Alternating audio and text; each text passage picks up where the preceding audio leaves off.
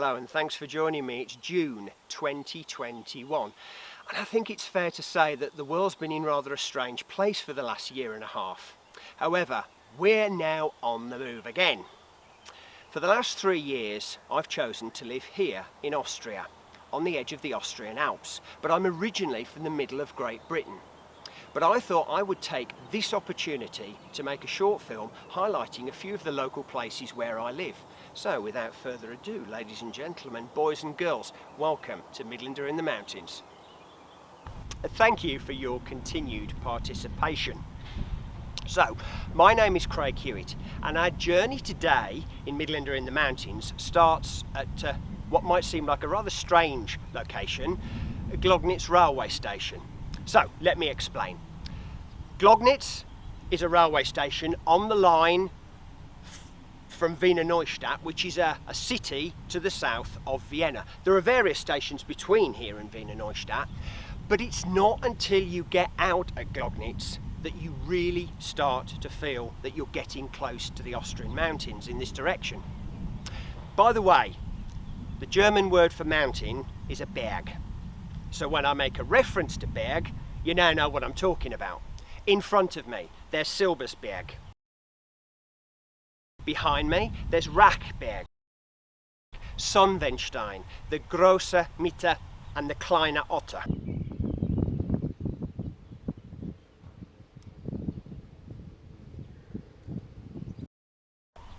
All small mountains, big hills. Okay, the big stuff's further away. Also, this is an area which is known for its industry, which for me, coming from the middle of England, which is well known for its industry, when I first moved here, I couldn't really see it. And when somebody said that this part of Austria is called the Industriegebiet, or industry area, I found that most strange. However, there is industry here, but it's just a little bit more sparsely distributed. Austria is actually quite well known for paper manufacture, textiles, of course wood production, but it's lesser well known for things like mining and steel production. So what we're going to do now is go over to the bus stop to look at a good old-fashioned map. I've never presented the weather before, okay, so this is going to be a little bit slapdash, but here we go. Wiener Neustadt, the city I already mentioned. Here comes the railway line, dead straight, no surprise there then, and so is the road, more of that later. Goes through Neunkirchen, Tiernitz, and here we are in Gloggnitz. To the north we have Schneebergland, to the west we have the Semmering Pass, and to the south we have Vexelland, all with respective mountains on, which you will get a good view of, the best one I can provide anyway, later on in the programme.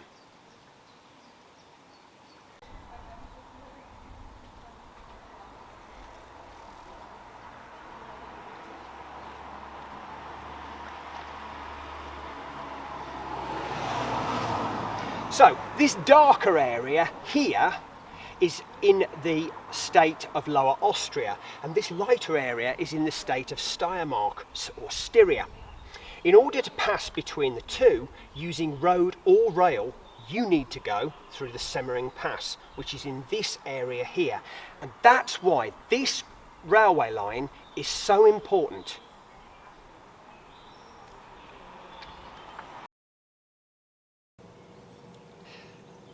Gloggnitz station is at 1,430 feet. Between here and the other side of the Semmering Pass, it travels through 9 stations, 25 miles of track, over half of which is tunnel, and at some points it reaches over 2,800 feet in height. It's so important, in fact, that in 1998 UNESCO made this part of the line a World Heritage Site. Just up from the bus stop near the train station is this bridge. There's been a bridge here since 1904, but this one was built in 1927. Why do I bring your attention to it? Well, personally, I think it's a fantastic example of Art Deco architecture. The wonderful green lamps on top of the concrete towers. But it's also of very great historical importance. The first president of Austria after the Second World War was Dr. Karl Renner, and this bridge has been dedicated to him.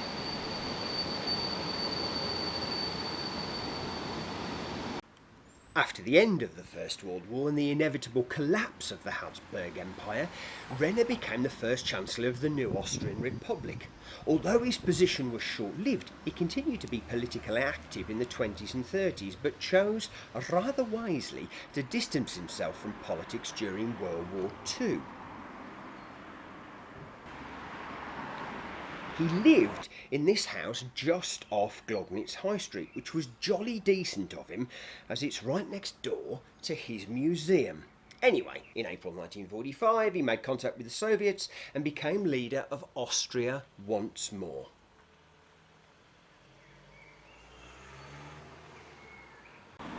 There are both traditional cafes in Gloggnitz High Street as well as more contemporary restaurants, so you won't be short of somewhere for a snack or something a bit more should you require it.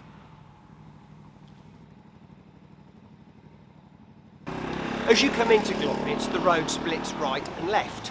If you go off to the left, you're going to get fed into some one-way systems, so it's best to avoid it. Keep right and stay on the high street.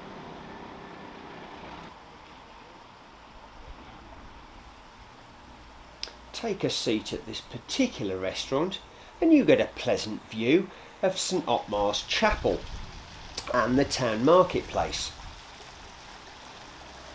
The chapel dates back to the 15th century, despite being somewhat forcibly remodelled by Austria's various historic invaders. The war memorial outside standing as a poignant reminder of times past. Thankfully, the original Gothic altar still stands, and the chapel is still in use today. I then continue my route along the high street north and over the brow of the hill, via a bridge, over a mill stream, and to this junction.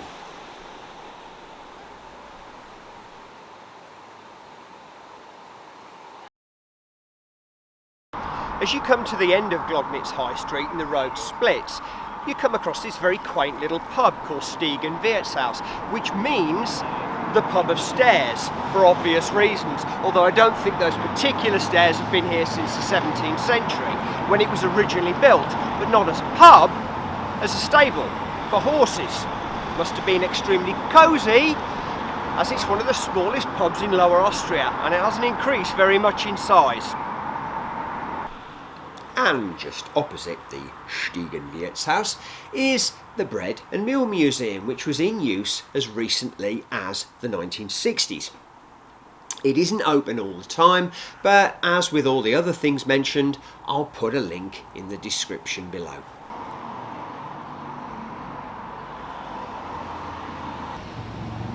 Gloggnitz swimming pool, worth a mention this. Although Austria has some wonderfully privately owned pools and spas, this one, behind this 1950s facade, is interesting because it uses something called the groundwater revitalisation process. It has two swimming pools, what we would expect, a modern pool, which uses far less chemicals than we're used to, and it also has a natural pool which doesn't use chemicals at all. It uses plant life to reoxygenate the water. At just over €5 a day, it's not an expensive place in order to keep cool. And the following day, thanks to the very, very nice lady working at the payment counter at Gloggnitz swimming pool, they allowed me to film it.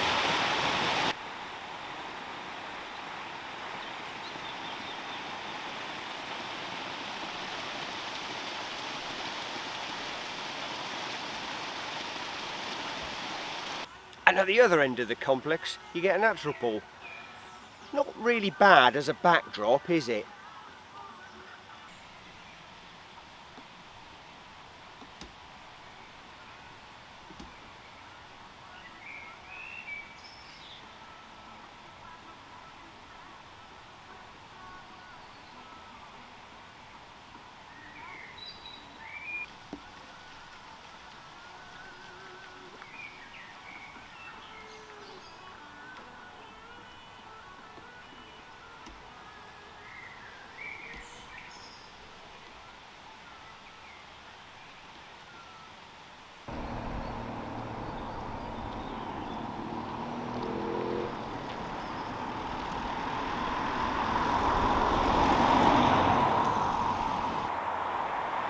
Remember when we were back down at the bus stop and I mentioned all the miles of tunnels between Gloggnitz railway station on the railway line and the other side of the Semmering Pass?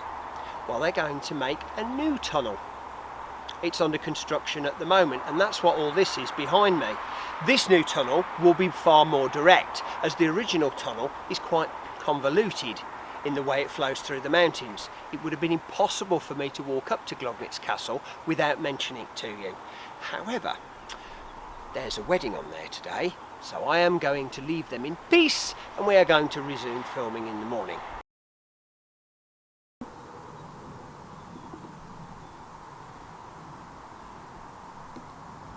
Schloss Gloggnitz, or Gloggnitz Castle, sits almost sort of floating over the town really. It's been here in one form or another for nearly 1,000 years. And technically it's a fortified monastery as opposed to a castle, but we're not here to split hairs. The castle is mentioned as far back as 1094, but like most castles, it's had its fair share of wear and tear, and that means additions. What you see from a distance, from the north and the east, is Baroque redesigning from the 17th and 18th century. But here, as you stand at the main entrance to the castle, you get a feel for its medieval roots.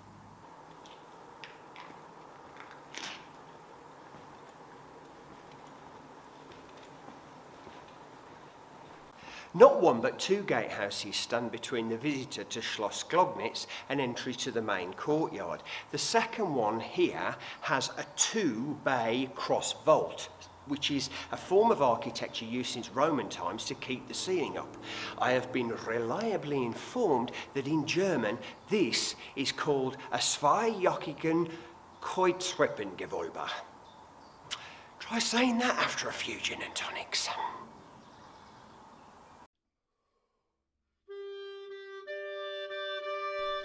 The castle benefits from ample parking, and the courtyard is open to the public during the day to look around. Within the centre of the courtyard stands the Maria Schnee Church, within which is another museum, but it's also appointment only, so please contact them direct. Just check out that steel door. You don't get one of those at the local hardware store. Schloss Gloggnitz is also a premier wedding venue in Lower Austria, with a great restaurant which I can particularly recommend.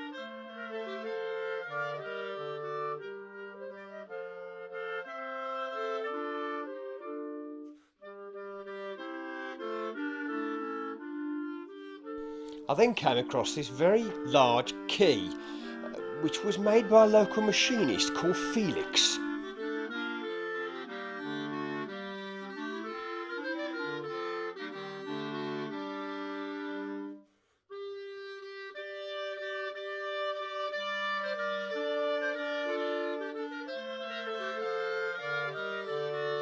There's a small plaque commemorating how the chapel, which is separate to the main church and just to the east of it, was restored in the 1980s. The castle also offers a special event exhibition centre. Check internet for details, and a children's play area. The twin sequoia trees outside are over 13 feet thick and 80 foot high.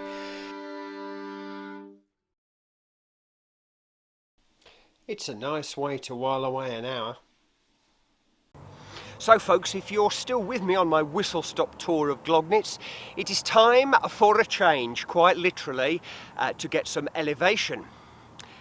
So, I'm not being lazy, but I'm not going to walk. If there's one thing I enjoy just as much as living in these mountains, it's riding through them.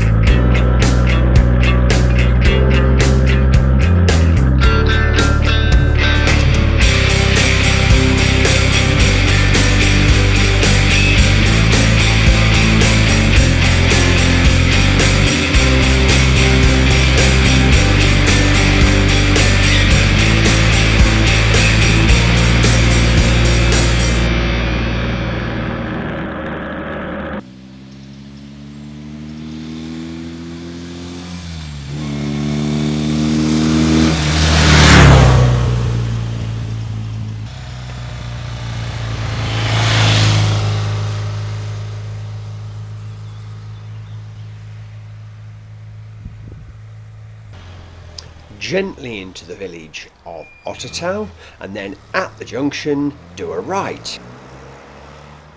A couple of miles down the road, at the small chapel, do a right again, and then begin up.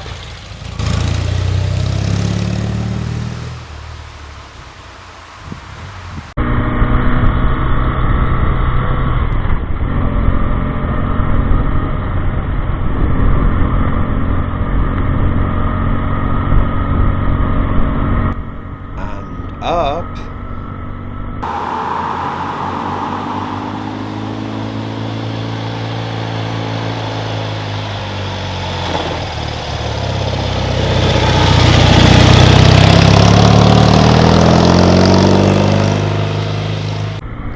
And up.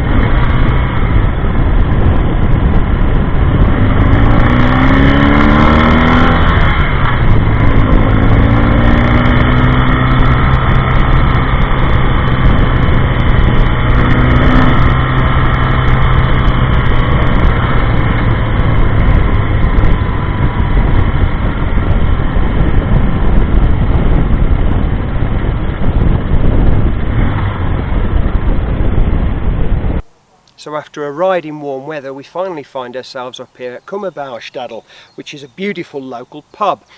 Stadel in German simply means agricultural building, and this one started off as life in 1929 as a snack bar for local workers.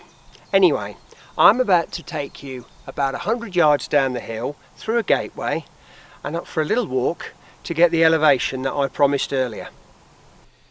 Walk up this track.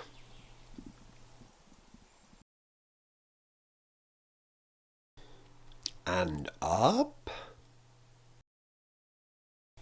And up. If you see this, you're going the right way. And up.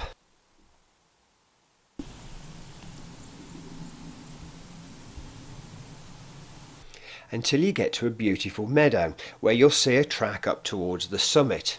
However, by the time I got there, the Austrian mountain weather had other ideas, and all I ended up with was, well, some rather dull footage.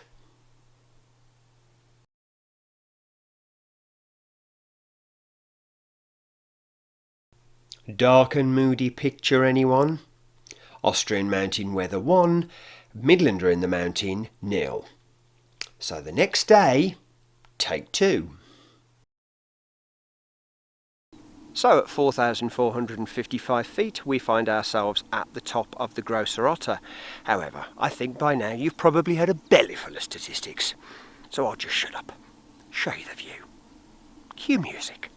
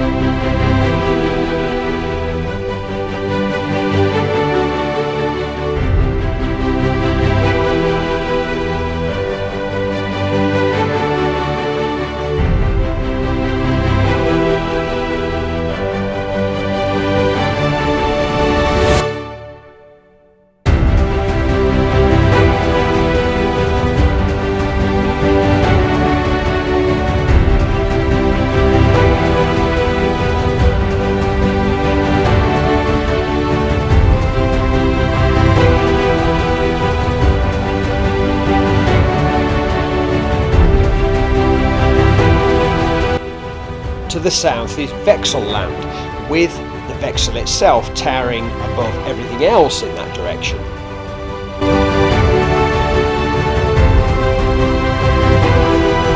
In the distance here, marked by a red and white transmitter mast, you can see Sonnenwendstein. And to the right of that is the Rax, famous for its wonderful cable car. And then there is the Schneeberg, which tops everything else. Then moving to the right, there's Schwarzenberg in the foreground. Then moving further round to the right, in the distance you can see a plateau called the Hohe Wand, or the High Wall. There's a road going up there, you can drive up. And as we glance down into the base of the valley, you can see the B17, dead straight running parallel to the train line. But it's also known by its other name, the Triestestrasse, the road to Trieste, in Italy, and access to the coast. Walk just slightly down from the summit and you can see over in the direction of St. Corona, out towards an area called the Buchliche Welt, or the World of Hills, and in the far, far distance, that's another country. It's Hungary.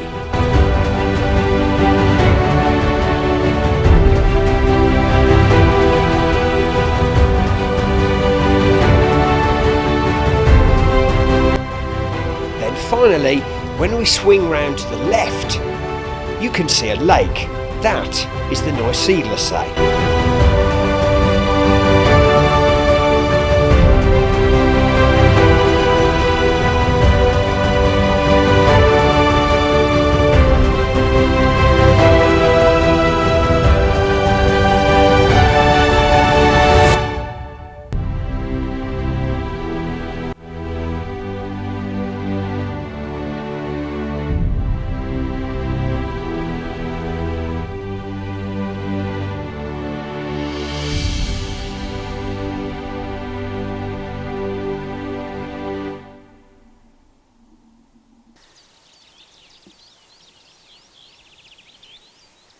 Well, thank you very much for joining me on my whistle-stop tour of Gloggnitz, and I hope I've provided you with a few impressions of the local area. If you enjoyed this, consider subscribing, and if you didn't, well, at least you didn't have to pay for it. So, from the Midlander in the mountains, thanks very much. Cheers, bye!